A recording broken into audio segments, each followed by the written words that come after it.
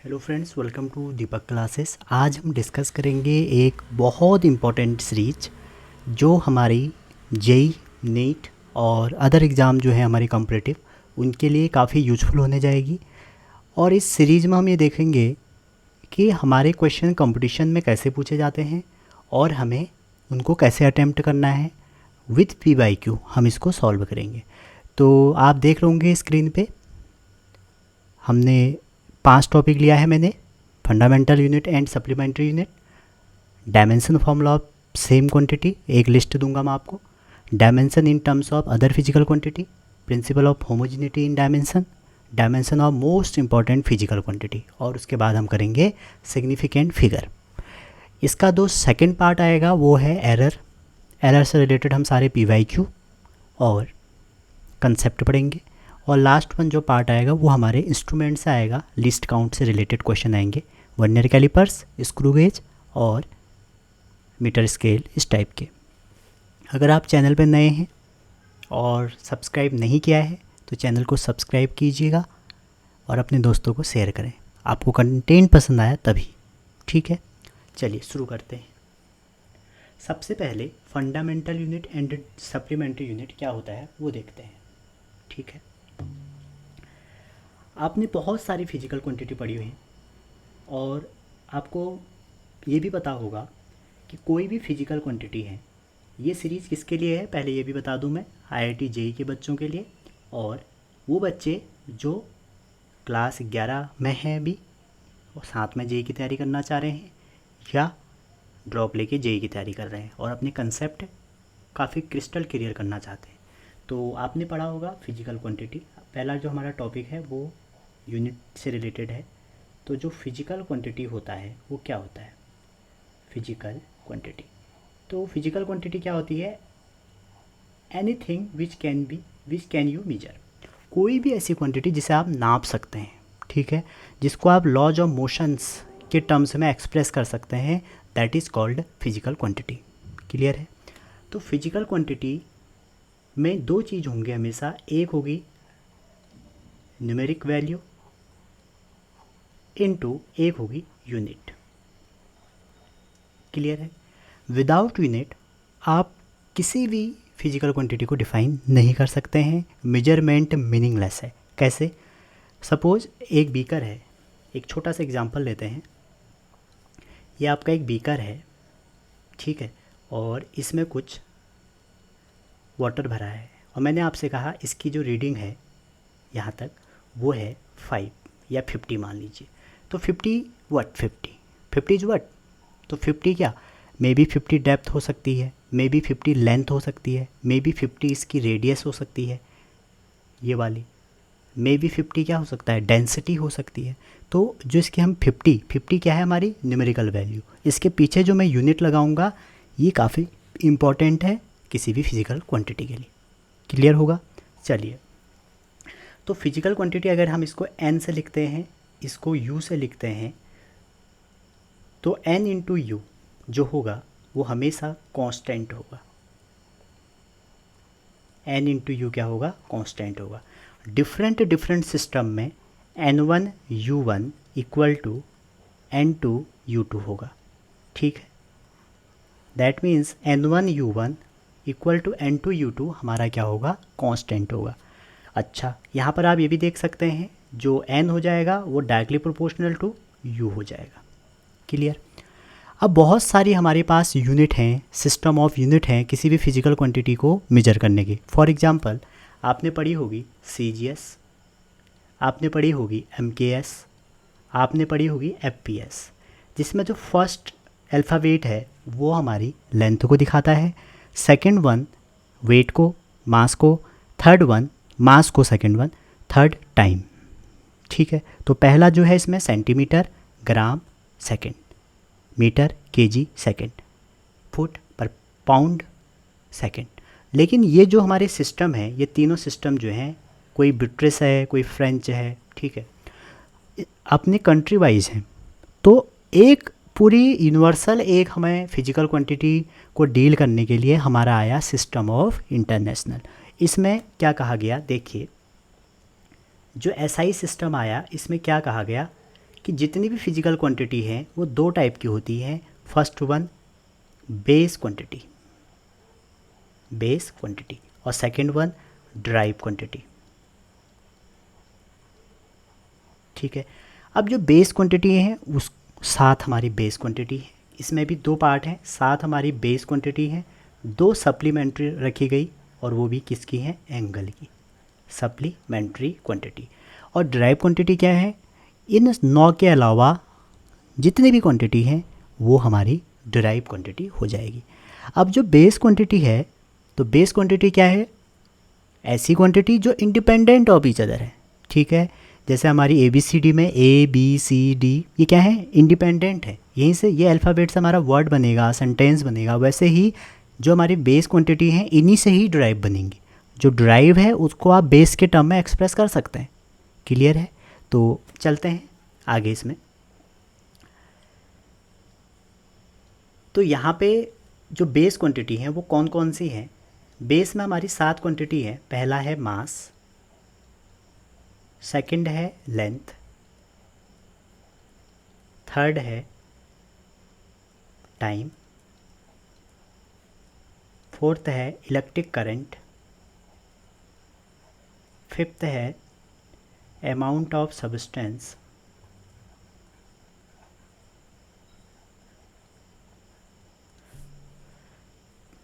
अगला है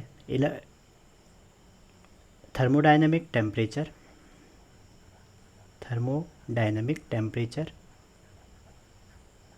या टेम्परेचर भी कह सकते हैं, और लुमिनस, एल से लिख रहा हूँ, इंटेंसिटी। ये हमारी 7 क्वांटिटी हैं। दो हमारी अलग से क्वांटिटी हैं जिसे हम सप्लीमेंट्री बोलते हैं एंगल में, प्लेन एंगल, ठीक है, और सॉलिड एंगल। ये दो अलग क्वांटिटी है। अभी आप देख सकते हैं नीट के पेपर में ये पूछा गया था कि एंगल कैसी क्वांटिटी है। ठीक है, अभी इसमें हम डिस्कस करेंगे। तो आपको बताया जाए, अगर जो हमारी बेस क्वांटिटी है इसमें जो मास है, मास की जो यूनिट होती है वो kg होती है। ये SI सिस्टम चल रहा है। लेंथ की मीटर, टाइम की सेकंड, करंट की एम्पियर, AMP से लिख दें इसे, और अमाउंट ऑफ सब्सटेंस की मोल, थर्मोडायनेमिक टेम्परेचर की केल्विन, लुमिनस इंटेंसिटी की कैंडेला। प्लेन एंगल की जो हमारी यूनिट होती है वो रेडियन होती है। स्टेरेडियन की जो हमारी यूनिट होती है वो होती है स्टेरेडियन। तो बच्चों ये बात आप नोट रखिए कि जो एंगल है, एंगल एक ऐसी क्वांटिटी है जिसकी डायमेंशन नहीं होती है। क्यों नहीं होती है, अभी हम देखेंगे। ठीक है, अगर इसमें मास की हम डायमेंशन करें तो ये बेस क्वांटिटी है, तो इनकी डायमेंशन पहले से हमें फिक्स करनी पड़ती है। SI सिस्टम में इनकी डायमेंशन ऑलरेडी बताई है, तो मोल है, और केल्विन को K, कैंडेला को CD। ठीक है, एंगल डायमेंशन लेस है। अब ये जो बेस क्वांटिटी है, इसके अलावा कोई भी क्वांटिटी आपको मिले वो क्या होगी, वो होगी आपकी ड्राइव क्वांटिटी। ठीक है, जैसे फॉर एग्जांपल लेंथ आपको मैंने कहा बेस क्वांटिटी है, आपको ये याद होनी चाहिए तभी आप कुछ कर पाएंगे। लेंथ L, ये हमारी बेस क्वांटिटी है। अगर मैं लेंथ का स्क्वायर कर लूँ, लेंथ का स्क्वायर कर लूँ, तो लेंथ इनटू ब्रेथ आपको पता होगा वो क्या होता है, एरिया। तो एरिया कैसी क्वांटिटी है, ड्राइव क्वांटिटी। और लेंथ कैसी क्वांटिटी है, वो है हमारी बेस क्वांटिटी। तो इसका मतलब यह है कि अगर लेंथ को हम 2 बार प्रोडक्ट करें या लेंथ की 2 पावर रेज करें तो हमें एक नई क्वांटिटी मिलेगी, दैट इज़ एरिया, और area is a drive quantity. Similarly अगर लेंथ को 3 बार करें तो हमें वॉल्यूम मिल जाएगा। ठीक, तो ये तो हमारा ये है। अब यहाँ पर जो हमारे डायमेंशन लिखने वाली बात है वो कैसे लिखते हैं वो देखिए। तो डायमेंशन अगर हम लिखें कैसे लिखते हैं देखना, जैसे मुझे वेलोसिटी की डायमेंशन लिखनी है, तो अगर आपको किसी की भी डायमेंशन लिखनी है तो आपको कुछ बेसिक डायमेंशन पता होनी चाहिए और आपको एक फॉर्मूला पता होना चाहिए। आप किसी की भी कोई भी क्वांटिटी दे दें, आप उसकी डायमेंशन निकाल सकते हैं। जैसे वेलोसिटी है, तो वेलोसिटी क्या होता है, डिस्प्लेसमेंट ओवर टाइम। ये मुझे फॉर्मूला पता है और मुझे ये 7 क्वांटिटी पता है ऑलरेडी, इन्हीं के टर्म में सबको एक्सप्रेस करना है। ठीक है, तो ये हमारी जो डिस्प्लेसमेंट है ये एल हो जाएगा और टाइम का टी हो जाएगा। तो जो हमारी वेलोसिटी की डायमेंशन होगी वो हो जाएगी एल टी माइनस 1। क्लियर है यहाँ तक? स्क्वायर ब्रैकेट में रखते हैं इसको। सेकंड, अगर मैं आपसे पूछूं कि बेटा what is the dimension of acceleration, तो आप क्या कहेंगे? एक्सलरेशन का फॉर्मूला ढूंढेंगे। तो 9th क्लास में हमने पढ़ा था change in velocity with respect to time is called acceleration. तो यहाँ पर अगर रखें तो ये क्या हो जाएगा? v by T. अगर आपको v की याद होगी तो आप जल्दी से यहाँ पर रख देंगे एल टी माइनस 1 और t को t रख देंगे। तो यहाँ से आप जब सॉल्व करेंगे तो क्या आ जाएगा? एल टी माइनस 2, क्योंकि ये 1 ऊपर आएगा तो -1 और -1 -2। तो ऐसे आप किसी की भी डायमेंशन लिख सकते हैं। जैसे मैं आपसे कह दूँ फोर्स की लिखिए, तो आप कहें कि फोर्स इक्वल टू, हमने एक फॉर्मूला पढ़ा था न्यूटन का सेकंड लॉ, अगर याद आ रहा है, मास इनटू एक्सलेशन। ज़रूरी नहीं यही रूल, कोई भी रूल लगा लीजिए, आपको वहाँ पे सिंपल रूल होना चाहिए। तो मास को m से, एक्सलेशन को एल टी माइनस 2। ठीक है, सबको स्क्वायर ब्रैकेट से क्लोज करना होता है। अब जैसे मैं आपसे पूछूं वर्क की बताओ, ठीक है, तो वर्क की जो डायमेंशन होगी वो क्या होगी? अब आपको वर्क का कोई फॉर्मूला ढूंढना है। जैसे वर्क का क्या होता है? Force into displacement. तो अगर फोर्स की याद है अच्छी बात है, नहीं है तो आप निकाल लीजिए M L T minus 2 into displacement. तो ये कितना हो जाएगा? M L two T minus 2। तो ये जो डायमेंशन है हमारी, ये हमारे सारे क्वांटिटी की आप ऐसे ही निकालेंगे, लेकिन ये जो 4 डायमेंशन मैंने आपके सामने लिखी है ये आपको याद होनी चाहिए आपका फर्दर क्वेश्चन को सॉल्व करने के लिए। जैसे मैं आपको एक छोटा सा एग्जांपल देता हूँ। जैसे मैंने आपसे कहा what is the dimension of potential, ठीक है, तो आपने कहा यार पोटेंशियल का कोई फॉर्मूला ढूंढना है। तो अगर आपको पता होगा पोटेंशियल क्या होता है, किसी यूनिट चार्ज को इनफाइनाइट से किसी पॉइंट में लाने में किया गया वर्क डन। तो work done per unit charge होता है। तो आप बताइए, अगर आपको वर्क का पता होगा, वर्क की याद रहेगी, तो आप पोटेंशियल की 1 मिनट में भी से जल्दी निकाल देंगे। ठीक है, तो इसलिए आप ये 4 क्लियर रखें अपना, ताकि आपको थोड़ा सा एग्ज़ाम में टाइम बचे। और चार्ज की क्या हो जाएगी? अब चार्ज का कोई फॉर्मूला ढूंढ लीजिए। तो करंट का हमने पढ़ा था, कोई भी बेसिक फॉर्मूला जो आपको याद आता है, तो Q equal to I T. तो आई का क्या हो जाएगा? A, और T का T। तो इसको आप सॉल्व करेंगे तो M L two T minus 2, और यहाँ पे क्या हो जाएगा? ये 2 ऊपर जाएगा तो ये 3 हो जाएगा, और A माइनस 1। तो ये ऐसे हम किसी की डायमेंशन निकालते हैं। ठीक है, तो पहला टॉपिक हमारा था फंडामेंटल यूनिट एंड डायमेंशन, कैसे हम किसी की डायमेंशन निकालेंगे। बात आती है एंगल पे। तो जो हमारा एंगल होता है, एंगल की बात करें अगर,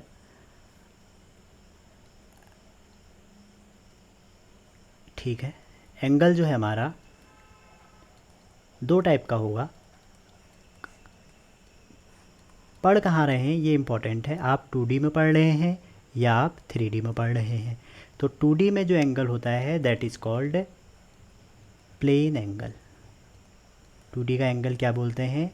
प्लेन एंगल। और 3D का जो एंगल है उसको बोलते हैं सॉलिड एंगल।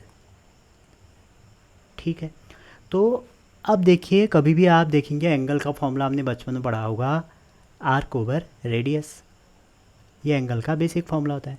तो जब भी दोनों क्वांटिटी सेम हो, सेम इन द सेंस कि ऊपर वाली क्वांटिटी की भी यूनिट सेम हो, नीचे वाली क्वांटिटी की भी यूनिट सेम हो, या दोनों क्वांटिटी रिलेटिव टर्म हो। जैसे मैं आपको बताऊं, आपने स्ट्रेन का फॉर्मूला पढ़ा होगा, change configuration over original configuration. जैसे आपने रिफ्रैक्टिव इंडेक्स का फॉर्मूला पढ़ा होगा, speed of light in vacuum over speed of light in medium. तो दोनों तो स्पीड ही है ना।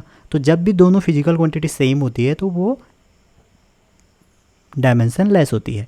लेकिन एंगल एक ऐसी क्वांटिटी है हमारी जिसका यूनिट तो होती है, ठीक है, लेकिन डायमेंशन नहीं होती है।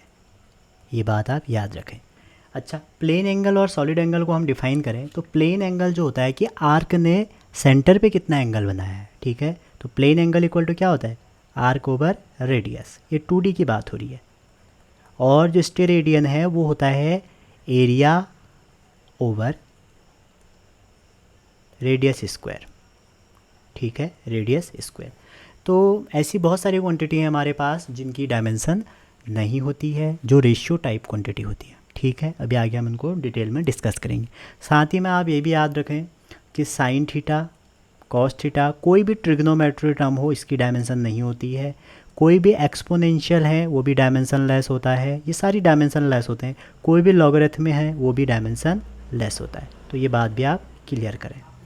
तो कुछ मैंने आपके लिए लिस्ट बना रखी है ऐसी क्वांटिटी जिनकी डायमेंशन सेम होती है, जैसे प्रेशर, स्ट्रेस और एनी मॉड्यूलस। ये एनी हट गया यहाँ से, एनी मॉड्यूलस। जो आप स्ट्रेस वाला चैप्टर पढ़ते हो उसमें any modulus that means young modulus, bulk modulus और शेयर मॉड्यूलस। क्यों? क्योंकि ना कोई भी मॉड्यूलस होता है उसका फॉर्मूला होता है स्ट्रेस ओवर स्ट्रेन। तो स्ट्रेन क्या होता है? डायमेंशनलेस होता है। तो क्या हो जाएगा? सिर्फ और सिर्फ स्ट्रेस। तो आप ये बात याद रखना, कोई भी मॉड्यूलस है आपके पास उसकी डायमेंशन, प्रेशर की डायमेंशन, स्ट्रेस की डायमेंशन सेम होती है। अगला है जैसे एंगुलर मोमेंटम और Planck constant. Planck constant H, Planck constant की डायमेंशन कहाँ से निकालेंगे? E equal to H nu से, न्यू फ्रीक्वेंसी है। ठीक है, तो इनकी भी डायमेंशन सेम होती है। मोमेंटम और इम्पल्स की डायमेंशन सेम होती है। Thermal capacity, Boltzmann constant, entropy की डायमेंशन सेम होती है। वैसे ये दोनों हैं। अब ये जो क्वांटिटी है ना इनकी डायमेंशन नहीं होती है क्योंकि ये ऊपर और नीचे दोनों में सेम आता है। जैसे रेनॉल्ड नंबर एक होता है, जैसे कोफिशिएंट ऑफ फ्रिक्शन होता है जो म्यू एस, इसकी भी डायमेंशन नहीं होती है। ठीक है, तो इनको आप एक पेन उठाइए, एक अच्छे से नोट्स बनाइए ताकि रिवाइज करने के लिए आसान हो, क्योंकि आपके पास क्वांटिटी बहुत है लेकिन वहाँ पेयर बना के क्वेश्चन आता है। ठीक है, और भी बहुत सारी क्वांटिटी हैं, जैसे मैं आपको बताऊं। जैसे आप देखते हैं कि 1/रूट म्यू नॉट एप्सिलॉन नॉट, ये जो है ये है हमारी speed of EM wave in vacuum. तो क्वेश्चन क्या आएगा पता है आपसे? क्वेश्चन ये आएगा कि what is the dimension of 1/म्यू नॉट एप्सिलॉन नॉट। ठीक है, तो आपको ये डायमेंशन पूछेगा तो आप कैसे निकालेंगे डायमेंशन में? आप इसमें म्यू नॉट रखेंगे, यहाँ पे एप्सिलॉन नॉट रखेंगे। तो म्यू नॉट कहाँ से आया? म्यू नॉट कहाँ से आएगा आपका? म्यू नॉट आ जाएगा आपका कूलम लॉ से। ठीक है, म्यू नॉट आपका कहाँ से आएगा? बायो-सेवर्ट लॉ से। कैसे निकालते हैं आपको पता होगा कि छोटे से लाइन एलिमेंट की वजह से जो मैग्नेटिक फील्ड होता है mu naught over 4 I D L sine theta over are square होता है। और एप्सिलॉन नॉट क्या आएगा? रिलेटिव परमिटिविटी, जो फोर्स होता है किसी दो चार्जों के बीच में, 1/4 epsilon naught Q1 Q2 by R square. तो ये दो फोर्स हैं आपके, यहाँ से आप एप्सिलॉन म्यू नॉट निकालेंगे। लेकिन आपको मैं एक बात बताऊँ, जो mu naught over epsilon not है इसकी वैल्यू क्या होती है? c। और c क्या है? Speed of light. Speed of light in vacuum, इसकी वैल्यू भी बताओगे आपको तो। ठीक है, तो स्पीड की डायमेंशन निकालना कितना सरल है बच्चों, देखो। तो आपको इसकी निकालनी नहीं है, आपको किसकी निकालनी है? आपको ये फॉर्मूला पता होना चाहिए, तो आप जल्दी कर लेंगे। जैसे और बताते हैं आपको, लास्ट ईयर ये तो हमारा कई बार नीट में आ गया, कई बार जे में आ गया। नीट में शायद 2019 में ये आया था कि इसकी डायमेंशन निकालिए। अब इसकी डायमेंशन क्या होगी? स्क्वायर कर दो दोनों साइड, सी स्क्वायर, तो एल स्क्वायर t-2। सेकेंड जो हमारा क्वेश्चन आया था डायमेंशन निकालने का वो ये आया था जेई में आया था। जेई 19 में क्वेश्चन क्या आया था देखिए कि what is the dimension of root mu naught over epsilon naught. Question क्या था? डायमेंशन निकालिए mu naught over epsilon naught. तो आप समझ सकते हैं म्यू नॉट और एप्सिलॉन नॉट, आप इसको अगर निकालना चाहें तो यहाँ से निकालिए, नहीं तो मैं आपको बताऊँ इसकी डायमेंशन आर के बराबर होती है। आर क्या है? आर है रेजिस्टेंस, और रेजिस्टेंस का एक ही फॉर्मूला प्यारा सा बचपन में हमने पढ़ा था, ओम्स लॉ। तो आर इक्वल टू क्या हो जाएगी? V over I. तो वी की वैल्यू रखिए यहाँ पे, आई की रखिए, आप निकाल सकते हैं। तो ये कुछ डायमेंशन फॉर्मूले हैं जो आपको याद होने चाहिए कि कौन कौन से पेयर के सेम होते हैं। तो कुछ क्वेश्चन करते हैं हम। ये क्वेश्चन आया है हमारा 2005 में और ये वाला आया है 1995 में। कह रहा है कि विच ऑफ द फॉलोइंग है डिफरेंट सेट ऑफ डायमेंशन। देखिए प्रेशर, यंग मॉडुलस, स्ट्रेस इसकी सेम होती है। ईएमएफ, पोटेंशियल, इलेक्ट्रिक पोटेंशियल इसकी भी सेम होती है। Heat, work, energy. देखिए एनर्जी में कोई भी एनर्जी हो ना, एनर्जी लिखा अगर आता है इधर वो काइनेटिक एनर्जी हो, पोटेंशियल एनर्जी हो, इंटरनल एनर्जी हो, सबकी सेम होगी, ठीक है। लेकिन ये जो टर्म है ये अलग अलग है। देखिए इलेक्ट्रिक फील्ड की क्या होती है, फोर्स पर यूनिट चार्ज। तो फोर्स की अभी मैंने कहा आप याद कर लेंगे तो जल्दी कर लेंगे, M L T minus two. Charge की क्या हो जाएगी, चार्ज की हो जाएगी आपकी Q equal to I T से निकाल लीजिए तो ए टी। तो M L T minus three A minus one, M L T minus three A minus one, ये हमारी किसकी हो गई, इलेक्ट्रिक फील्ड की हो गई। तो इलेक्ट्रिक फील्ड की ये हो गई। इलेक्ट्रिक फ्लक्स से क्या होता है, phi equal to E dot A. अब देखो इसमें तो एक एल स्क्वायर और बढ़ जाएगा, तो ये हमारा करेक्ट ऑप्शन होगा, ठीक है। तो इसका डी सही है। अगला क्वेश्चन है the pair of physical quantity that have same dimension are. अब इसमें कह रहा है किसकी सेम है, देखो रेनॉल्ड नंबर और कोफिशिएंट ऑफ विस्कोसिटी। ये रेनॉल्ड नंबर है, कोफिशिएंट ऑफ फ्रिक्शन है, इनकी सेम डायमेंशन मतलब dimensionless. Curie and frequency of light wave, ये हमारी क्या है, ये भी सेम होती है। लेटेंट हीट और ग्रेविटेशनल पोटेंशियल, ये भी सेम होती है। प्लैंक कांस्टेंट और टॉर्क की नहीं होती है, तो हमारा ये सही है। तो ये कह रहा है कि the pair of quantity that have same dimension. अच्छा सेम डायमेंशन पूछ रहा है, तो इसकी तो नहीं होती है, इसमें हमें सेम डायमेंशन पूछा है तो पहला ही हो जाएगा, क्योंकि ये दोनों डायमेंशनलेस होते हैं। इसकी नहीं होती है, इसकी नहीं होती है, इसकी नहीं होती है, क्लियर है। सिर्फ इसकी डायमेंशनलेस होते हैं, तो ये क्वांटिटी सेम पेयर है। तो ये हमारा सेकंड था। नेक्स्ट अगला जो हमारा टॉपिक है वो है dimension in term of other quantity. अभी आप देख रहे होंगे मैंने आपसे कहा ये याद कर लो, फोर्स की डायमेंशन मैंने आपसे कहा M L T minus two, याद कर लो। आप सोच रहे होंगे कि हम सारी dimension M L T minus two के फॉर्म में ही रिप्रेजेंट करेंगे, ठीक है।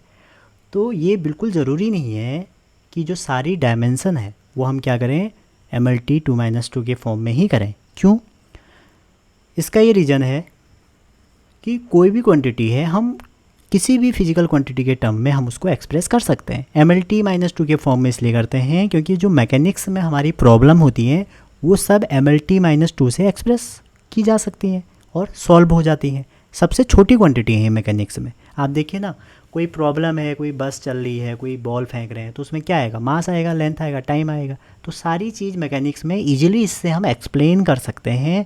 That's why we use M L T in dimension formula mostly.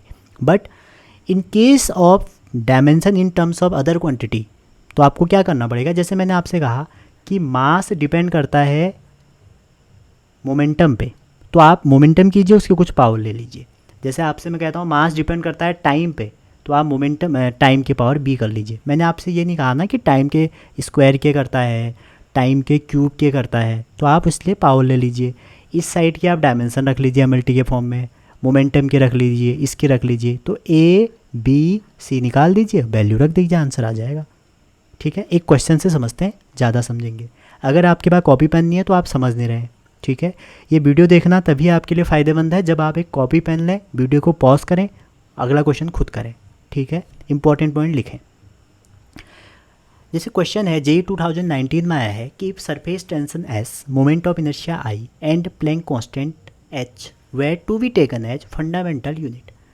Question कह रहा है कि एस आई एच को हम फंडामेंटल यूनिट अगर लें तो what is the dimension of momentum. देखिए सिंपल सा क्वेश्चन है, मोमेंटम की डायमेंशन पूछिए और एस आई एच के टर्म में। तो मैं यहाँ पर एक वो लगाऊंगा कि जो मेरा मोमेंटम है, momentum directly proportional to surface tension की पावर ए। आप पी ले लो, अपना नाम अगर आपका मनोज है तो एम ले लो। ए बी सी इसलिए ले रहे हैं ना, हमें ये नहीं पता है कि सरफेस टेंशन के स्क्वायर के प्रोपोर्शन है, क्यूब के प्रोपोर्शन है, कितनी पावर है, ठीक है। तो वैसे ही momentum directly proportional to inertia को मैं आई से लिख रहा हूँ, बी कर ली मैंने पावर, तो प्लैंक कांस्टेंट की सी। तो अगर आप समझ रहे हैं यहाँ पे हमें यहाँ पर बेसिकली क्या कैलकुलेट करना है, ए बी सी। तो बच्चों बहुत सरल है, अगर आप इसको समझोगे तो आप कोई भी एग्ज़ाम निकाल सकते हो, कैसे भी क्वेश्चन कर सकते हो। तो आप इनको जब कंबाइन करेंगे तो आपका प्रोपोर्शनलिटी आएगी, एस की पावर ए, आई की पावर बी, एच की पावर सी। और जब भी आपको बताया प्रोपोर्शनलिटी हटती है तो एक कांस्टेंट आता है, और डायमेंशन एनालिसिस में constant, trigonometry, numbers, log, exponential की कोई इज्जत नहीं है, उनको डायमेंशनलेस कहता है। ये इसका लिमिटेशन भी है कि क्यों है करके, तो ये बन गया, ठीक है। अब आपको इसी में बाद में क्या रखना होता है, ए बी सी की वैल्यू। तो आप क्या करेंगे, सबकी डायमेंशन फॉर्मूला रख लीजिए। देखिए मोमेंटम हम निकालते हैं अब, मास इनटू वेलोसिटी, तो मास का m हो गया, वेलोसिटी का LT minus 1। Second one S, surface tension की बात करें तो सरफेस टेंशन होता है फोर्स पर यूनिट लेंथ, तो MLT माइनस 2 और L, क्योंकि ये बहुत छोटी क्वांटिटी है, MLT जो है ना हमारी बेस क्वांटिटी है, सारी क्वांटिटी इसी के टर्म में एक्सप्रेस कर रहे हैं, इनसे छोटा तो कुछ पॉसिबल ही नहीं है, ठीक है, स्मॉलेस्ट है, इंडिपेंडेंट क्वांटिटी है। तो MT माइनस 2, L से L कैंसिल हो गया। थर्ड है हमारा मोमेंट ऑफ इनर्शिया, जिसकी वैल्यू या फॉर्मूला होता है mr², तो मास का m और डिस्टेंस का l, तो l²। एंड थर्ड वन हमारा होता है प्लैंक कांस्टेंट, तो आपने एक फॉर्मूला पढ़ा होगा, energy equal to h nu, तो न्यू इक्वल टू क्या हो जाएगा, सॉरी न्यू नहीं, h इक्वल टू क्या हो जाएगा, h इक्वल टू हो जाएगा E ओवर न्यू।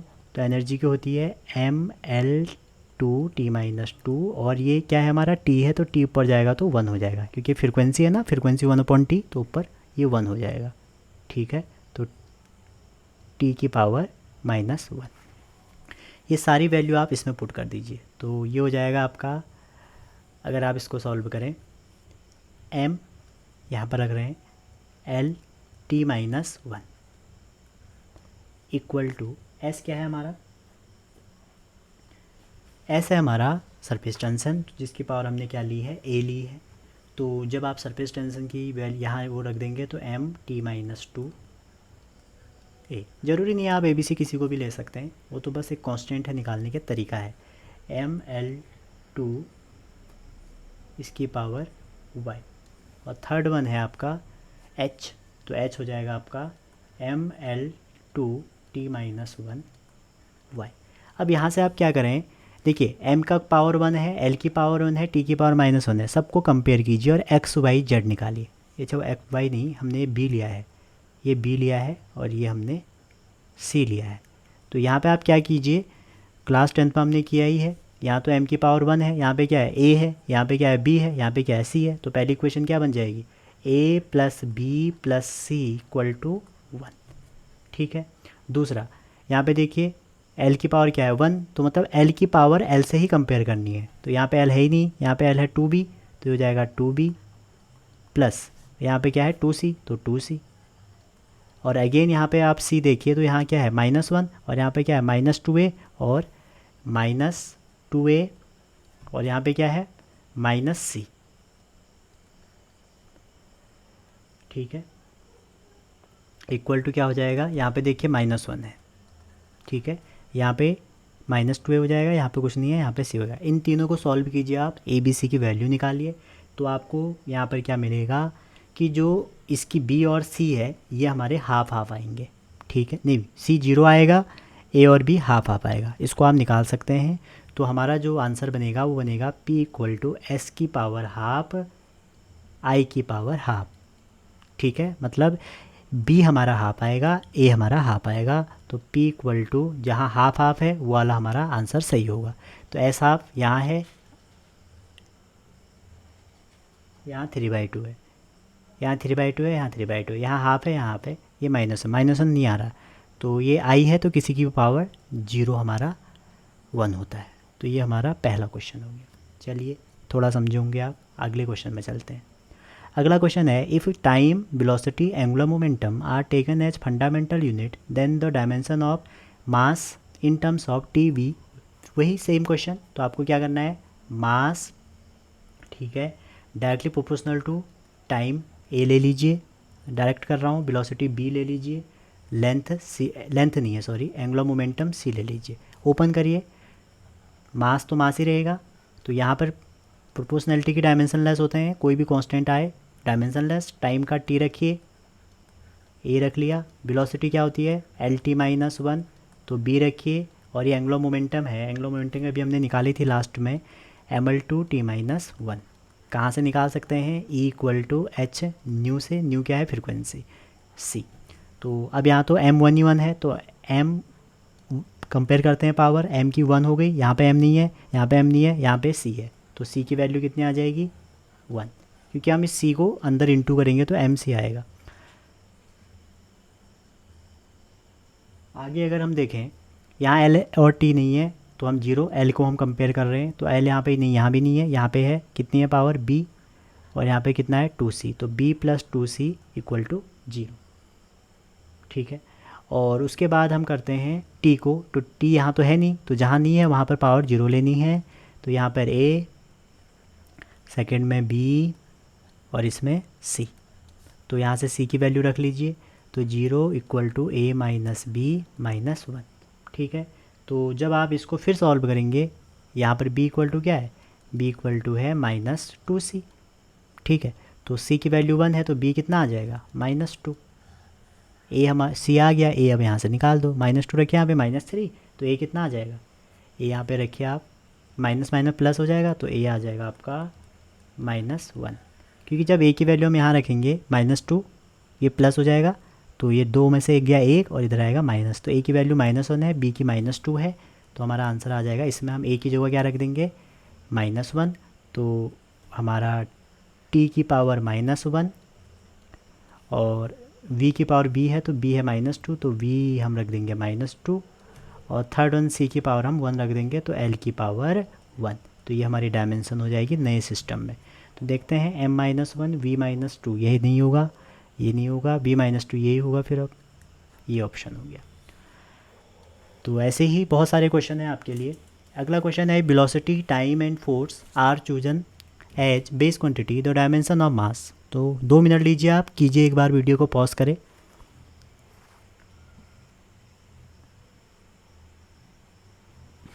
ठीक है, कर लिया होगा। तो सिंपल क्वेश्चन है, तो हम क्या लेंगे, मास की हमें निकालनी है, तो मास डायरेक्टली प्रोपोर्शनल टू, फिर वही सब बार तो हम वही कर रहे हैं, फोर्स की ए ले लीजिए, बी ले, मैं किसी को भी ए बी सी ले रहा हूँ, तो इसमें आप कन्फ्यूजन मत करना कि सीक्वेंस लिखना है नहीं लिखना है, बस प्रोपोर्शनलिटी हटाइए अगेन। तो मास की तो एम हो गई, इक्वल टू फोर्स की क्या होती है, देखिए अब अगर आपको यहाँ पर याद रहेगी फोर्स की, तो आप बहुत जल्दी करेंगे ए, और स्पेशली नीट वाले बच्चों के लिए स्पेशल ये कह रहा हूँ मैं कि थोड़ी डायमेंशन याद करें बेसिक, क्योंकि टाइम कम है आपके पास, टी का बी और वेलोसिटी LT-1, और बड़ी डायमेंशन याद करने की ज़रूरत नहीं है, वो फॉर्मूले से निकालोगे।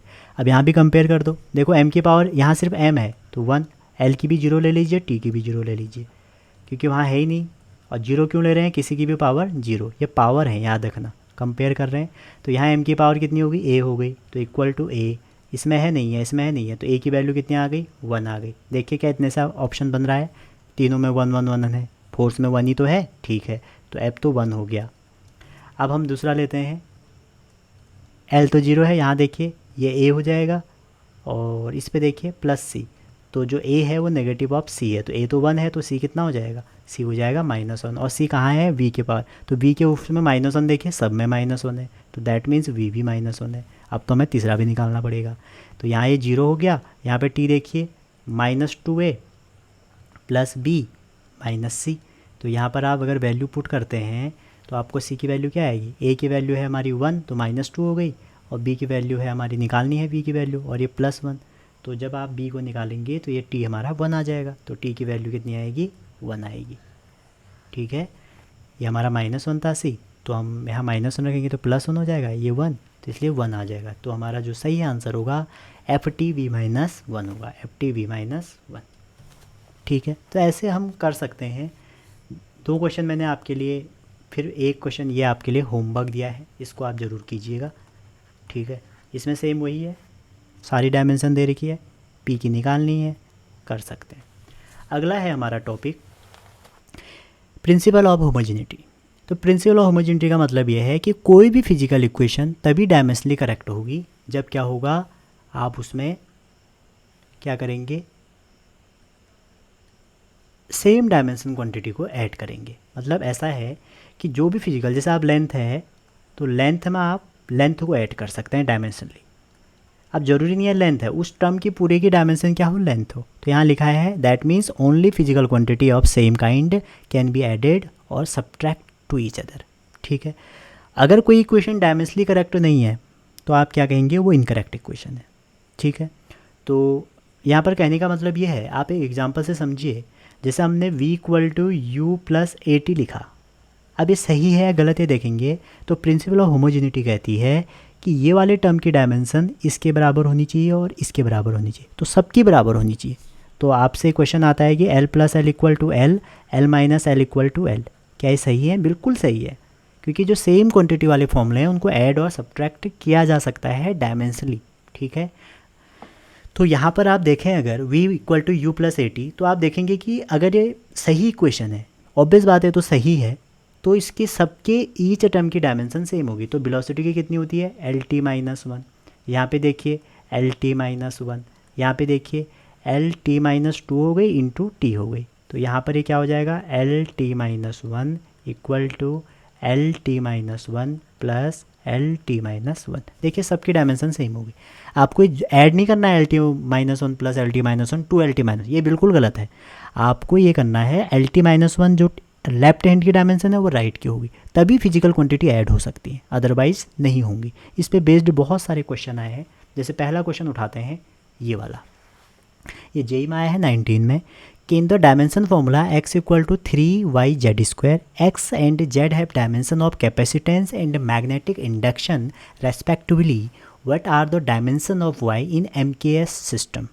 क्लियर है? तो आपको इसमें डायमेंशन निकालनी है। तो ये हमारा प्रिंसिपल ऑफ होमोजेनिटी का है। आप एक बार डायमेंशन निकाल लीजिए, फिर उसको चेंज कर देना। ठीक है, तो यहाँ पे देखिए हमें निकालनी किसकी डायमेंशन? y की।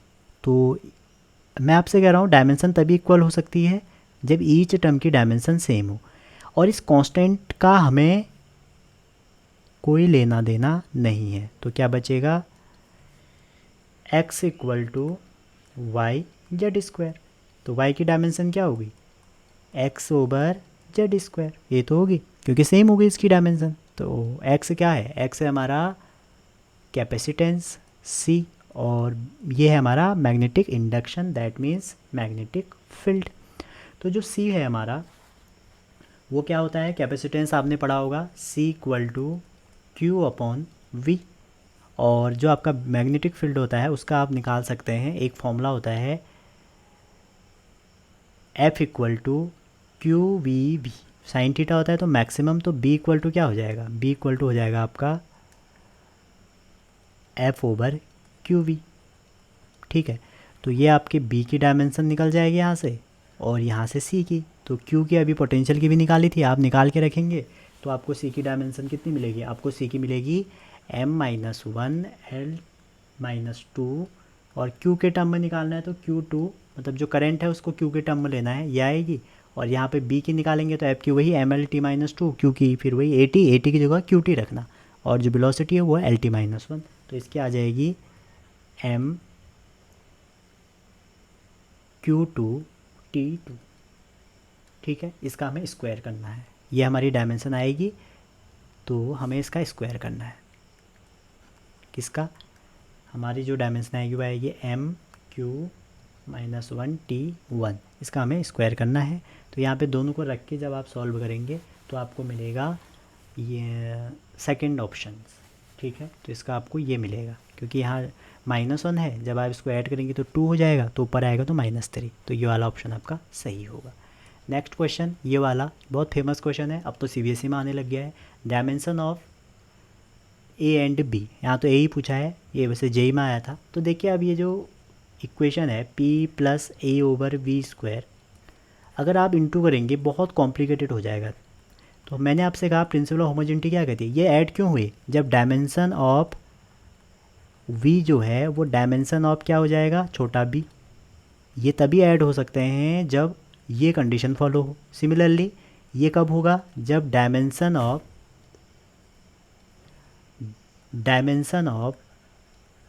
P जो होगा वो dimension of A upon V square होगा।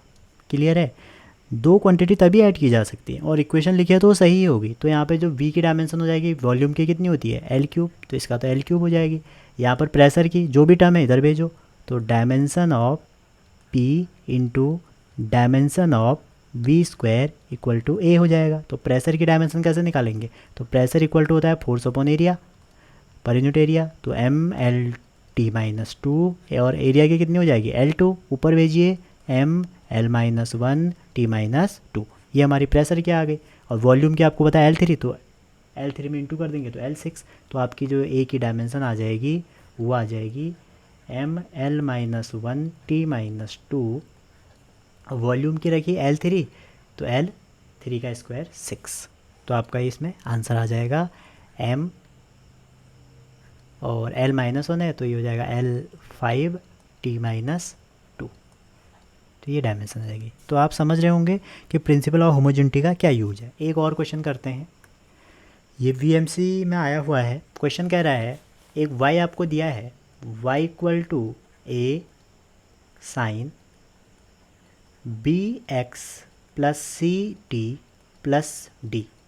तो आपसे क्वेश्चन पूछा जा रहा है कि what is the dimension of a b c D.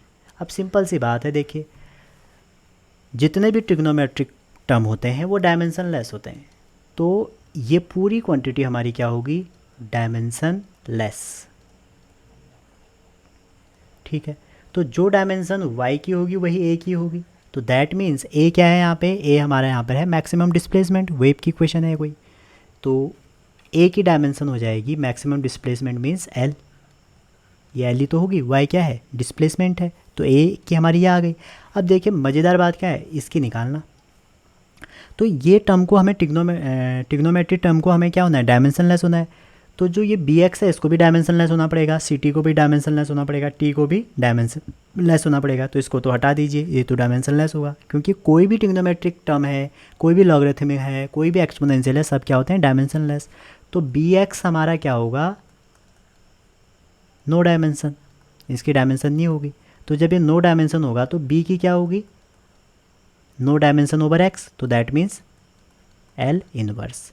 तो आप खुद ही सोचिए ना, ये bx है, x लेंथ है, तो जो b होगा उसको लेंथ इनवर्स होना पड़ेगा, और ये t है तो b को क्या होना पड़ेगा, लेंथ इनवर्स। अब ये t है तो वही c t equal to no dimension. अगर आपको समझ में नहीं आ रहा तो आप ऐसे कर लीजिए, तो c इक्वल टू t-1, नीचे जाएगा 1/t में जाएगा तो t इनवर्स। वैसे भी आप देखिए ये सी टी है तो सी टी में c डायमेंशन लेस होगा तो t क्या होगा, t इनवर्स। तो c equal to t inverse, d तो ऑलरेडी डायमेंशन लेस है। तो जब आप इसका इंटू करेंगे, a क्या है, l है, ठीक है, तो l है हमारे पास, ये है हमारे पास c है। तो जब आप ए बी सी डी का इंटू करेंगे तो क्या होगा, देखिए a का है l, b का क्या है l इनवर्स, t का क्या है l इनवर्स, t इनवर्स, और इसका तो कुछ है ही नहीं तो l 0, तो ये क्या आ जाएगा t इनवर्स। तो इसके जो करेक्ट ऑप्शन होगा हमारा वो क्या होगा, t इनवर्स वाला। तो ये क्वेश्चन वैसे VMC 2008 लिखा है, लेकिन ये शायद JEE 19 में पूछा गया था ऐसा क्वेश्चन। एक और ऐसे ही क्वेश्चन आपके लिए है, आप समझ रहे होंगे ना क्या क्या। यहाँ पर जो डायमेंशन है ये डायमेंशन लेस होगा पूरा पार्ट। तो ये जो टर्म है इसकी कुछ डायमेंशन है तो इसकी अपोजिट होगी ना। तो ये अगर लेंथ है तो लेंथ इन्वर्स होगी, टाइम है तो टाइम इन्वर्स होगी, तभी तो कैंसिल होंगे। एक और देखिए ये वाला कह रहा है तो फोर्स इतना इतना, what is the dimension of d/b। एक बार आप पॉज कीजिए और इसको करके देखिए क्या ये हो रहा है आपसे।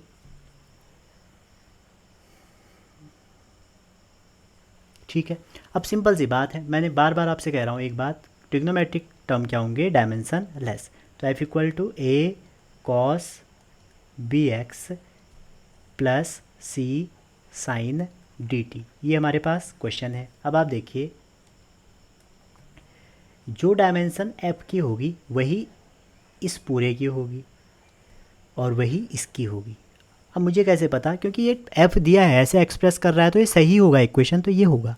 अब मैं आपको अगली बार ये बता रहा हूँ कि जो ये वाला टर्म है, ये वाला, ये क्या है, डायमेंशन लेस, और ये डायमेंशन लेस। क्लियर है।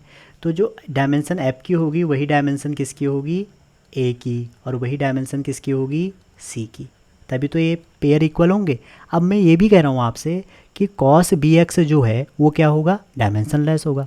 तो cos bx कब डायमेंशन लेस होगा, जब उसके अंदर वाला डायमेंशन लेस होगा, उसकी डायमेंशन नहीं होगी। दैट मीन्स b की डायमेंशन क्या होनी चाहिए, अगर x लेंथ है तो l इनवर्स।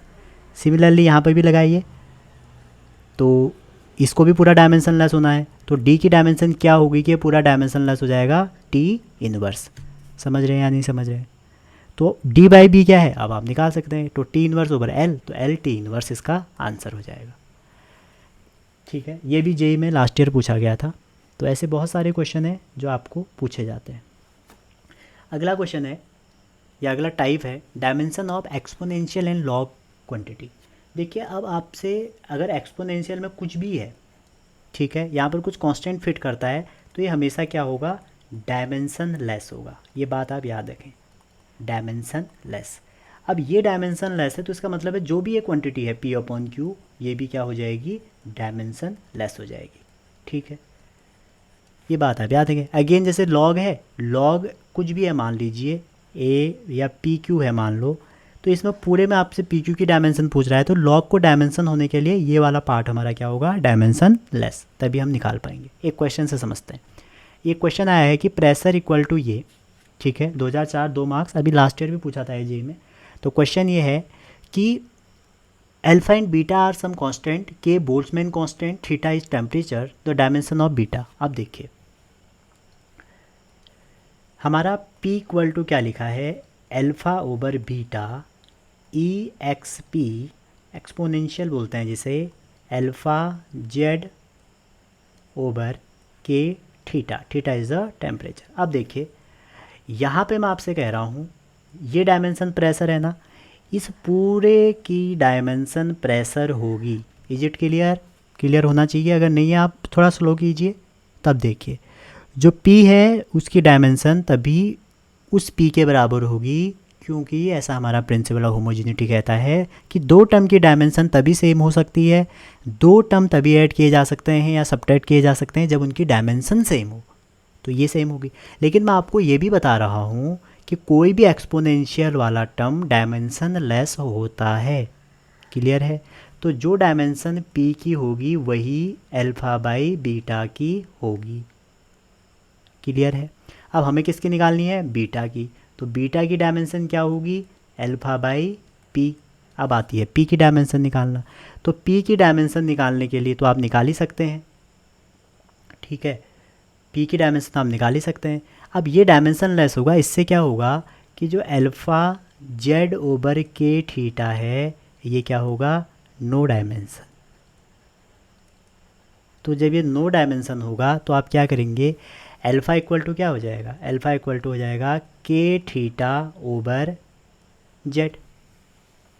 और जो के थीटा है, ये के थीटा हमारी होती है एनर्जी,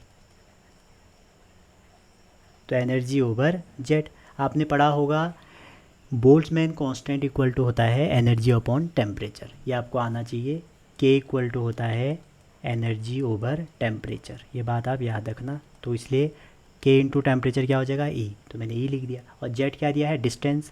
तो एनर्जी की डायमेंशन क्या होती है आपको पता होगा, एनर्जी की होती है mL2T-2 और डिस्टेंस की L, तो एक L से एक L कट गया, तो अल्फ़ा की क्या हो जाएगी mL_T-2, ये अल्फ़ा की हो गई, तो यहाँ रख लीजिए अल्फ़ा की mL_T-2। और प्रेशर की फोर्स पर यूनिट एरिया, और कितनी होती है प्रेशर की, हो जाएगी आपकी mL-1T-2।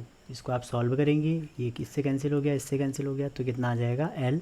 तो L2 कौन सा वाला है, ये नहीं है, देखो 0 0 लिखा है तो डायमेंशन 1 हो गई, ये वाला हो गया। तो समझ रहे होंगे ना आप एक्सपोनेंशियल का कैसे यूज किया जाता है कंपटीशन में। उसकी डायमेंशन नहीं होगी तो अंदर वाला टर्म भी डायमेंशनलेस होगा, वहाँ एक कांस्टेंट छिपा के रखा होगा, तो आप इजीली निकाल सकते हैं। एक ऐसे ही प्यारा क्वेश्चन आपको दे रहे हैं, question number 2, F equal to alpha beta exponential minus X square over alpha K T, find the dimension of beta where X distance K Boltzmann constant. JEE में आया हुआ है, सिंपल सी बात है, जो इसकी डायमेंशन होगी वो इस पूरे की डायमेंशन होगी, प्रोवाइडेड ये डायमेंशन लेस होगा। ठीक है, इससे हमें बहुत कुछ मिलेगा। देखिए एक्सपोनेंशियल के अंदर जो है x square over alpha K T, ये होगा हमारा डायमेंशन लेस।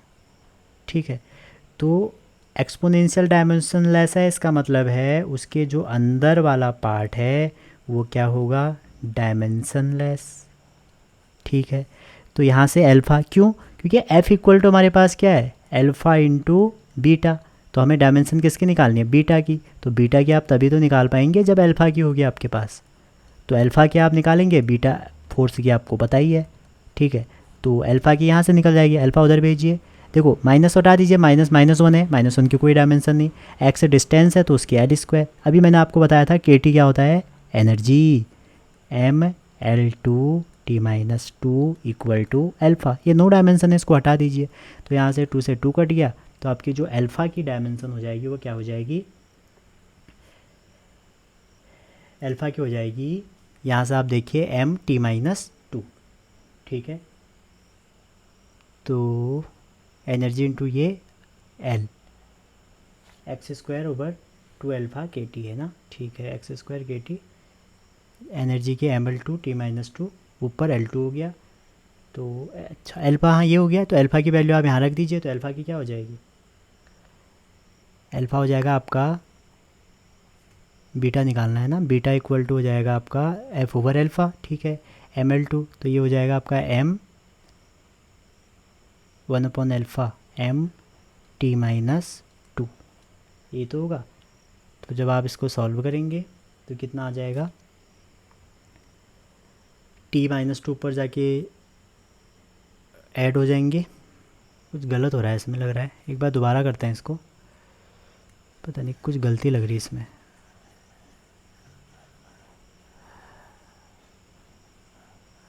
गलती ये लग रही है कि जो f की डायमेंशन होगी वो अल्फ़ा बीटा की होगी। एक बार चेक कर लेते हैं, जो डायमेंशन होगी आपकी f की, वही डायमेंशन आपकी अल्फ़ा बीटा की होगी।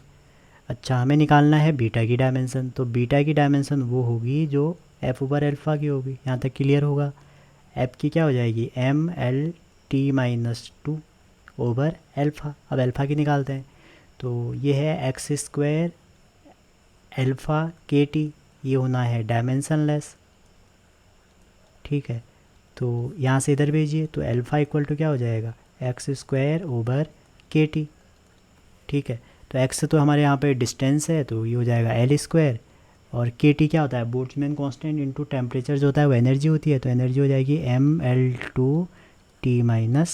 तो इसको सॉल्व करेंगे तो L2 से तो L2 कट गया, तो आ जाएगा M-1T+2। हाँ ये गलती हो रही थी, तो ये हमारा -1 होगा, ये हमारा प्लस होगा। ऊपर जाएंगे तो ये हो जाएगा M ऐड हो जाएंगे, M2 T ऊपर जाएगा, L तो L ही रहेगा, T-4।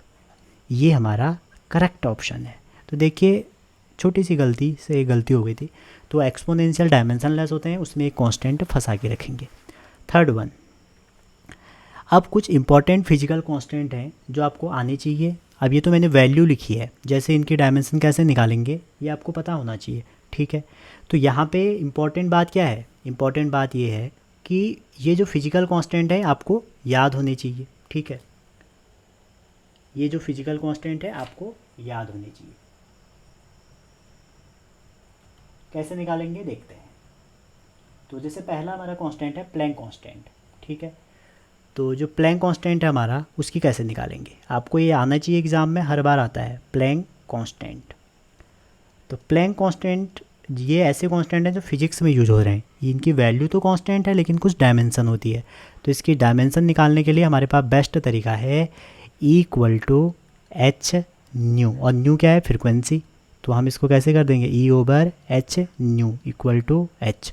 तो इसकी वैल्यू रखें mL2T-2, और फ्रिक्वेंसी की 1/T होती है, तो ऊपर T पहुंच जाएगा, ये हमारी h हो गई। तो जो h की डायमेंशन हो गई हमारी, वो हो गई mL2T-1। और इससे पहले मैं आपको एक बात और बता चुका हूँ, इसकी और एंगुलर मोमेंटम की सेम होती है। तो ये फिजिकल कांस्टेंट है, लेकिन इसका इसके साथ काफ़ी अच्छे रिलेशन है। तो अगर आप प्लैंक कांस्टेंट का फॉर्मूला भूल भी गए हैं तो एंगुलर मोमेंटम का लगा लीजिए, L=mvr, इससे और जल्दी निकाल लोगे, ठीक है। क्वेश्चन 2, या दूसरा जो हमारा इम्पॉर्टेंट फिजिकल कांस्टेंट है वो है बोल्ट्जमैन कांस्टेंट, जिसके अभी मैं बात कर रहा हूँ, बोल्ट्जमैन कांस्टेंट। ये है, अगर यहाँ पर लिखा आता है सेकंड एंट्रोपी, या लिखा हुआ आता है थर्मल कैपेसिटी, ये जो क्वांटिटी हैं इनकी भी डायमेंशन सेम होती है। और कौन से फॉर्मूले से निकालेंगे, एनर्जी ओवर टेम्परेचर, ठीक है। ये कुछ क्वांटिटी ऐसी हैं जिनके आपको डायमेंशन पता होना चाहिए, फॉर्मूला पता होना चाहिए। जैसे थर्ड है विस्कोसिटी, कोफिशिएंट ऑफ विस्कोसिटी की आपसे डायमेंशन पूछी जा सकती है, और इसका जो फॉर्मूला है F = 6 pi eta r v. तो इससे आप विस्कोसिटी की डायमेंशन निकाल सकते हैं। आप एक बार घर में निकाल के इनको ज़रूर लिखिए, ये डिफरेंट एग्जाम में आए हुए क्वेश्चन है। 6 पाई यहाँ पर डायमेंशन लेस हो जाएगा, ठीक। अच्छा, gravitational constant epsilon naught, mu not, इनकी आप कहाँ से निकाल सकते हैं? इसकी ग्रेविटेशनल लॉ से, इसका कूलम्ब्स लॉ से, इसका बायोसेवर्ट लॉ से। तो और भी बहुत सारे ऐसे कोफिशिएंट हैं जो आपको याद होने चाहिए कि कैसे इनकी डायमेंशन निकलती हैं। यहाँ पर मैंने लिखे हुए हैं। Inductance, resistance, universal gravitational constant, मैंने यहाँ पर इसकी वैल्यू लिखी है, आप इसकी डायमेंशन निकालिए। एक बार डायमेंशन आ जाएगी, जैसे मैं आपको एग्जांपल बताता हूँ, वेलोसिटी की डायमेंशन है LT-1, तो आपको यूनिट लिखने को आएगा। तो लेंथ की क्या होती है? लेंथ की होती है मीटर, और टाइम की क्या होती है? सेकंड। तो इससे आप यूनिट भी लिख सकते हैं इजीली, जो ये पीछे से यूनिट लिखी हुई है। तो ये कुछ कांस्टेंट हैं, आप इनकी ज़रूर डायमेंशन निकाल के रखिए। और भी कुछ कांस्टेंट आपको बता देता हूँ, कुछ इंपॉर्टेंट कांस्टेंट जो आपको तैयार करके जाना ही जाना है, ठीक है। उसमें कौन सा है देखिए। सबसे पहले मैंने आपको बताया ग्रेविटेशनल कांस्टेंट, ये आपको आना चाहिए। दूसरा मैंने बताया एप्सिलॉन नॉट, इसकी आनी चाहिए, कैसे निकलेगी। थर्ड आपको ये होना चाहिए कि एप्सिलॉन नॉट की कैसे निकालेंगे। फोर्थ मैंने आपको बताया विस्कोसिटी की कैसे निकालेंगे। फिफ्थ मैंने आपको बताया बोल्ट्जमैन कांस्टेंट की कैसे निकालेंगे। सिक्स मैंने आपको बताया प्लैंक कांस्टेंट की कैसे निकालेंगे। इसके अलावा जैसे ये क्वेश्चन हर बार आता है कि रिडबर्ग की कैसे निकालेंगे, ठीक है। रिडबर्ग कांस्टेंट होता है एक, एटॉमिक फिजिक्स में आप पढ़े होंगे, उसकी डायमेंशन कैसे निकालते हैं, ठीक है। रिडबर्ग, यहाँ पर थोड़ा स्पेलिंग मिस्टेक है, रिडबर्ग की डी। तो रिडबर्ग का जो फॉर्मूला होता है वो आपका, अगर मैं बताऊँ, वो ये होता है R=4/8H³ तो ये इसका फॉर्मूला होता है। और वैसे आपको बताऊं, इसकी डायमेंशन मीटर-1 होती है। सिंपल सी बात है। तो डायमेंशन क्या हो जाएगी? मीटर मीन्स लेंथ, तो लेंथ का L-1, ये इसकी यूनिट हो गई, ये इसकी डायमेंशन हो गई। ये कई बार एग्ज़ाम में पूछा गया है, मैच करो करके क्वेश्चन में आया है। और आपसे जैसे कंडक्टिविटी की पूछी जा सकती है, कंडक्टेंस की पूछी जा सकती है। तो ये चीज़ें आपको क्लियर करनी पड़ेंगी, ठीक है। जैसे आपसे E/V की पूछ ली जाए, तो E/V क्या होता है? E/V होता है स्पीड, तो इसकी जो डायमेंशन हो जाएगी LT-1 होती है। जैसे आपसे 1/√μ0 की पूछी जाए, ये क्या होता है? C, ठीक है। ऐसी जैसे आपसे ½ की पूछी जाए, या B²/2μ0 की पूछी जाए, ये क्या है हमारी? ये एनर्जी डेंसिटी है EM वेव की। तो इसकी क्या होगी? Energy density, energy over volume. तो ये बेसिक आइडिया आपको होना चाहिए, और ये बार बार पूछे जाने वाले क्वेश्चन हैं। चलिए आगे चलते हैं। कुछ क्वेश्चन मैंने लिखे हुए हैं जो प्रीवियस ईयर आए हुए हैं। वैसे तो ये बहुत सरल क्वेश्चन है, लेकिन आप अटैम्प्ट कर सकते हैं। 1 मिनट आप सोचिए कि magnetic induction, magnetic flux, permeability और मैग्नेटाइजेशन, इसमें क्या होगा?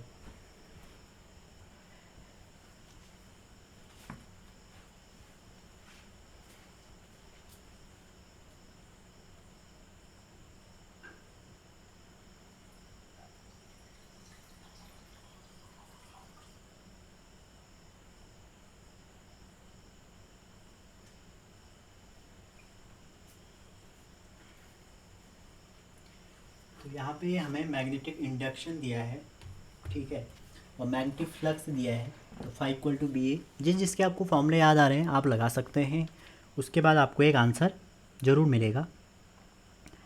तो ये ऐसे हैं कि आपको प्रैक्टिस करनी पड़ेगी थोड़ा बहुत, तो डायमेंशन अपने आप क्लियर हो जाएंगे। आपको स्पेशली डायमेंशन में रट्टा मारने नहीं बैठना है। अगर आप रट्टा मारने बैठेंगे तो कितनी डायमेंशन याद करेंगे? तो इसलिए कुछ डायमेंशन ऐसी हैं जो आपको तैयार करनी पड़ेंगी। तो यहाँ पर जो हमारा पहला क्वेश्चन है वो ये है, ये मैच करना है। ये बहुत ज़्यादा उसमें पूछा गया है एग्ज़ाम में, और ऐसे अक्सर ज़्यादा से ज़्यादा क्वेश्चन पूछे जा रहे हैं आजकल कि मैच करो। इससे क्या हो रहा है? ज़्यादा क्वेश्चन भी अटैम्प्ट हो जा रहे हैं, और कन्फ्यूजन भी हो जा रहा है, गलत होने के चांस बहुत है। तो आपको पता होगा मैग्नेटिक इंडक्शन, तो आप मैग्नेटिक फील्ड से निकाल दीजिए। तो जो मैग्नेटिक इंडक्शन है आपको फॉर्मूला पता होना चाहिए इसके डायमेंशन। और मैग्नेटिक फ्लक्स क्या होता है? मैग्नेटिक फ्लक्स होता है 5B इक्वल टू बी ए। वैसे magnetic permeability means epsilon not की बात, म्यू नॉट की बात हो रही है। मैग्नेटाइजेशन मीन्स एच की बात हो रही है। तो इसका जो करेक्ट ऑप्शन है वो है आपका, मैग्नेटाइजेशन की होती है एल इनवर्स ए। मैग्नेटाइजेशन की एल इनवर्स ए, एल इनवर्स ए, इसमें ये रहा एल इनवर्स। तो सेकंड होना चाहिए मैग्नेटाइजेशन की। तो डी का सेकंड एक ही में है, ख़त्म। देखिए एक ही आया मेरे को, हो गया। तो आप इसको देख सकते हैं। नेक्स्ट क्वेश्चन है टॉर्क की। तो आपको पता होगा टॉर्क इक्वल टू क्या होता है? R cross p. तो आर पी रख लीजिए खाली, ठीक है। और भी बहुत फॉर्मूले हैं। टॉर्क की आर क्रॉस एफ पी नहीं, टॉर्क की होती है आर क्रॉस एफ, ठीक है। एंगुलर मोमेंटम की होती है आर क्रॉस पी, ठीक है। और इम्पल्स है force acted during a short interval of time, impulse हो गया। टेंशन तो फोर्स जैसा ही है, सरफेस टेंशन आपका फोर्स पर यूनिट एरिया है। तो इसको आप जब करेंगे तो क्या होगा, मैच कीजिए। सिंपल से क्वेश्चन है, बस इसमें मैट्रिक्स मैच है। तो यहाँ पर जो टॉर्क है उसकी कौन सी होगी? ये वाली होगी, ठीक है। यहाँ पर आप रखिए, एक एल और बढ़ जाएगा। तो ए का थर्ड कहाँ है? दो में है, या ये हो सकता है, ये हो सकता है। इम्पल्स चेक कर लेते हैं। तो इम्पल्स आपका M L T minus one, तो इसका पहला वाला ऑप्शन सही है। ऐसे आप निकाल सकते हैं फॉर्मूला। सरफेस टेंशन का होता है S equal to force per unit length. Tension आपका वही होता है जो फोर्स की डायमेंशन होती है। इम्पल्स का होता है force during a short interval of time, ठीक है। नेक्स्ट क्वेश्चन है कैपेसिटेंस। तो कैपेसिटेंस का होता है C equal to Q upon V. अभी बात कर रहा था वही, म्यू नॉट की भी आ गई, एप्सिलॉन नॉट की भी। कभी कभी ना ये सिंबल नहीं होते हैं, सिर्फ ये होता है। और इलेक्ट्रिक फील्ड का होता है एफ ओवर क्यू। तो आप चेक कीजिए किसी एक का इसमें। तो इलेक्ट्रिक आपने देखा होगा जो क्यू होता है सी बी होता है। तो C equal to Q upon V हो जाएगा। क्यू क्यू हो गई ए टी, और वी क्या आप निकालो डब्लू, डब्लू ओवर क्यू। तो क्यू ये ऊपर स्क्वायर हो जाएगा, क्यू जाएगा तो स्क्वायर हो जाएगा, और डब्लू हो गया M L two T minus two. ये बेसिक क्वेश्चन है, बस मैंने इसलिए रखे हैं कि आपको क्लियर हो जाए। तो एम माइनस वन आएगा, यहाँ किस में आ रहा है? इसमें नहीं आ रहा, इसमें आ रहा है, इसमें आ रहा है। ये दो में से एक होगा, तो एक आया तो सेकंड होगा या थर्ड होगा, ठीक है। तो अब बी का देखते हैं। तो एप्सिलॉन नॉट की तो सभी को याद रहती है आजकल, क्योंकि क्वेश्चन इतना पूछा जाता है। तो इसको आप इससे निकाल सकते हैं, किससे? F equal to one upon four pi epsilon naught q square over are square. तो ये फोर पाई की तो होगी नहीं एप्सिलॉन नेट, तो एफ नीचे आ जाएगा। तो इसका जो सही ऑप्शन होगा वो पहला वाला होगा, क्योंकि बी की जो होगी सेकंड वाली होगी। आप इससे निकाल सकते हैं। ई की आप निकाल सकते हैं, फोर्स की रख दीजिए M L two, sorry M T minus two, charge की ए टी, यहाँ से निकाल लीजिए। नेक्स्ट क्वेश्चन है रीडबर्ग कांस्टेंट। अभी बताई थी मीटर माइनस वन। तो ए का थर्ड, ए का सेकंड, ए का थर्ड, तो सेकंड ऑप्शन हो गया। बाकी चेक कीजिए। ये मैंने स्टार्टिंग में बताया था एप्सिलॉन नॉट म्यू नॉट। तो रेजिस्टेंस की तो आर की वही होगी जो वी ओवर आई की होगी, और वी की क्या होगी? वी की होगी वर्क ओवर चार्ज। तो वर्क की होती है M L two T minus two, charge की ए टी, और आई की आपको पता ही है ए, तो रख दीजिए M L two T minus two, नीचे रखिए ए स्क्वायर टी, क्योंकि ए भी था। तो यहाँ से ये टी ऊपर जाएगा तो हो जाएगा M L two T minus three A minus two, ठीक है। तो इसका हो जाएगा आपका, देखिए कौन सा मैच हो रहा।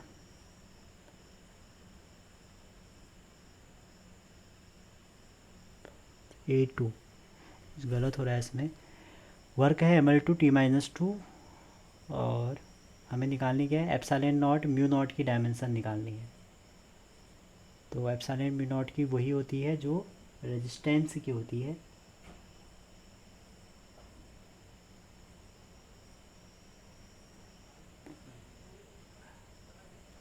या निकाल ही लेते हैं, चलो सिंपल सा क्वेश्चन है, ठीक है। तो पहले आप ऐसा कीजिए, एप्सिलॉन नॉट की निकाल लीजिए।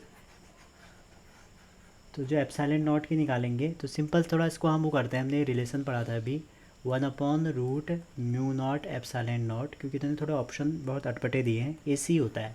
ठीक है, तो इसको थोड़ा सॉल्व करते हैं। इसमें एप्सिलॉन नॉट की इंटू कर लेते हैं ऊपर और नीचे। ठीक है, तो ये क्या हो जाएगा, नीचे वाला ये पार्ट हो जाएगा हमारा सी, ऊपर तो हो जाएगा एप्सिलॉन नॉट और इंटू सी, क्योंकि ये वाला पार्ट जो होगा ना 1/ε0 हो जाएगा, ये बन जाएगा। तो सी एप्सिलॉन नॉट की कहाँ से निकालें, F equal to 1/4πε0 Q square by R square. तो यहाँ से देखें अगर, तो एप्सिलॉन नॉट की हो जाएगी, क्यू ऊपर ही रहेगा, क्यू स्क्वायर ऊपर ही रहेगा, नीचे आ जाएगा एफ और आर स्क्वायर। 4π की डायमेंशन नहीं होगी, तो क्यू की हो जाएगी ए टी का स्क्वायर, एफ की हो जाएगी M L T minus 2 into L 2। जब इसको आप इसमें पुट करेंगे तो आपको मिलेगा ये वाला आंसर। ठीक है, A2 इसी में आ रहा है ना, क्योंकि जो ये C है, इस C की डायमेंशन कितनी होती है, C की डायमेंशन होती है LT-1। तो LT माइनस तो L का चेंज होगा, तो एप्सिलॉन नॉट में तो ये आ रहा है A2 है, तो A2 एक ही में आ रहा है, तो A2 होगा। ठीक है, अगला क्वेश्चन है ये वाला, कह रहा है x इक्वल टू, ये एक क्वांटिटी हमें x दे रखी है 1/√μ0ε0। ये मैंने आपको बार बार बता दिया, C होता है और ये LT-1 है। एंड y दे रखा है E/b, और E/b क्या होता है, E/b भी स्पीड ऑफ होती है, C तो नहीं होता लेकिन v होती है, तो v की v हमारी LT-1 हो गई। और एक है Z 1/RC, और RC क्या होता है हमारा, RC हमारा होता है टाइम। RC की जो वैल्यू होगी हमारी, वो हमारी हो जाएगी t, क्योंकि और जब RC 1/RC है तो उसका क्या हो जाएगा t इनवर्स। ठीक है, जो RC की वैल्यू है वो t होती है, RC की जो डायमेंशन होती है वो t की होती है। R है रेजिस्टेंस, C है कैपेसिटेंस। तो क्वेश्चन क्या कर रहा है, एक्स वाई एंड जेड है सेम डायमेंशन, वाई जेड की तो नहीं है, एक्स और वाई की है, एक्स वाई सेम डायमेंशन, ये हो सकता है, तीनों की सेम नहीं है, तो थर्ड ऑप्शन सही है इसका। अगला है इसमें टॉपिक सिग्निफिकेंट फिगर। तो आपके इससे भी कभी कभी बहुत इजीली क्वेश्चन आ जाता है कि सिग्निफिकेंट फिगर क्या है। तो देखिए, अगर 1 2 3 4 है, चाहे डेसिमल है चाहे नहीं है, सारे नंबर सिग्निफिकेंट होते हैं। यहाँ पर लिखा है ना, all non zero digit are significant, number एक। दूसरी बात, अगर कोई भी इस टाइप में नंबर है, चाहे डेसिमल हो नहीं हो, तो दो नॉन जीरो के बीच में जो भी जीरो आएंगे ऑल आर सिग्निफिकेंट। तो ये पहला रूल था, ये दूसरा था। थर्ड क्या है, if the number is less than 1, जैसे नंबर ये है ना 0.001, ठीक है, तो जो लेफ्ट साइड के जीरो है हमारे, जो हमारे ये वाले जीरो हैं, ये सिग्निफिकेंट नहीं होंगे। इसमें कितने होंगे 1, लेकिन जैसे ही मैं इसके पीछे ऐड कर दूं ये सिग्निफिकेंट होंगे। तो जब भी नंबर लेस देन 1 होगा तो लेफ्ट साइड के जीरो जो होंगे वो सिग्निफिकेंट नहीं होंगे, राइट साइड के जीरो जो टेलिंग जीरो है वो सिग्निफिकेंट होंगे। पहला रूल समझ में आया, all non zeros are significant, two zeros या zeros between two non zero digit are significant. If number the less than 1, the left side zero is not significant but right side zeros are significant। ठीक है, जैसे यहाँ पे लिखा है 0038, तो इसमें 4 ही सिग्निफिकेंट है, ये नहीं होंगे। ठीक है, आगे कह रहा है तो टर्मिनल या trailing zero in a number without a decimal point are not significant. अगर डेसिमल नहीं है, जैसे 1 2 0 0 है, ठीक है, इसमें जो टर्मिनल जीरो है ये सिग्निफिकेंट नहीं होंगे, सिर्फ और सिर्फ कितने होंगे, 2 होंगे, जैसे यहाँ लिखा गया है। तो ये सिग्निफिकेंट के कुछ हुए हैं। वैसे ही कुछ रूल हैं इनके एडिशन के और सब्ट्रैक्ट के और इनटू के डिवीजन के, इनसे कभी कभी क्वेश्चन पूछ लिया जाता है। जैसे मैं आपको एक सिंपल सा दे रहा हूँ, 1.23 में आपको ऐड करना है 0.5, तो आपने ऐड किया जब, तो बचपन में आपने किया होगा ऐड, वही करना है, ये आपका एडिशन हो गया। क्लियर है। अगर मैं आपसे कहूँ कि आपने इसको सब्ट्रैक्ट करना है 3 5 में 0.68, तो आपने यहाँ एक जीरो, ये 5 हो जाएगा और ये कितना है, ये भी 5 हो जाएगा, तो यहाँ पर 7 बचेगा, तो ये 1 बचेगा। ठीक है, ये 1 बच गया। ठीक है, क्लियर है यहाँ तक, 5 हो गया, ये माइनस करेंगे अगर, तो और यहाँ पे कितना बचेगा, 1 बचेगा। अच्छा 1 बचेगा तो ये कितना आएगा, 5।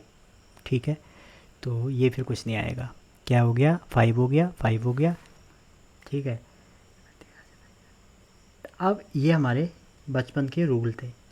तो आपसे जो रूल आपने सीखना है वो ये है, अगर आप एडिशन कर रहे हैं, सब्ट्रैक्ट कर रहे हैं, तो आपको क्या करना है, नॉर्मली जैसे आप कर रहे हैं कर लीजिए, ठीक है।